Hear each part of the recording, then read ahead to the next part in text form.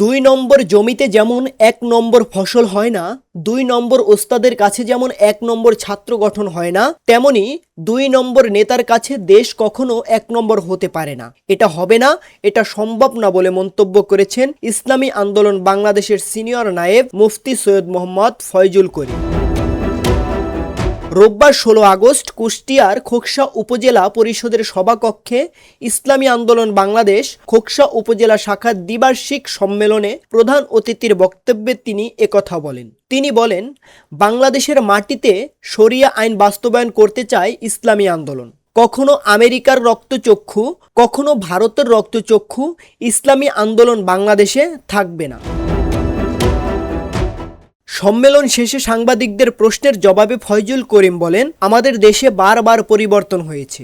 British শাসন পরিবর্তন করেছি, আমরা পাকিস্তানকে পরিবর্তন করেছি, বিগত 24-এর শাসন পরিবর্তন করেছি, এরপরে আবার আমরা নতুন শাসন বসিয়েছি। কয়েক মাস হয়ে গেল, কিন্তু আমরা দুর্নীতি বন্ধ করতে পারিনি, চুরি বন্ধ করতে পারিনি। শাসক বারবার পরিবর্তন হয়, কিন্তু আমাদের দুর্নীতি পরিবর্তন করতে পারিনি। আসলে সরিষায় যদি ভূত পাই, সেই সরিষা দিয়ে ভূত ছাড়ানো যায় না। তিনি বলেন, আমাদের মূল নেতারা হলো দুর্নীতিগ্রস্ত। দলের মধ্যে রন্ধ্রে রন্ধ্রে দুর্নীতি। আমরা দল কেন করি? দল করি দুর্নীতির জন্য। এদেশে চাঁদাবাজি আমি করবই, এ এলাকার চাঁদা আমি তুলব, এই ঘাট আমি দখল করব। তাই যদি হয় উদ্দেশ্য, তাহলে দেশে শান্তি আসবে কিভাবে?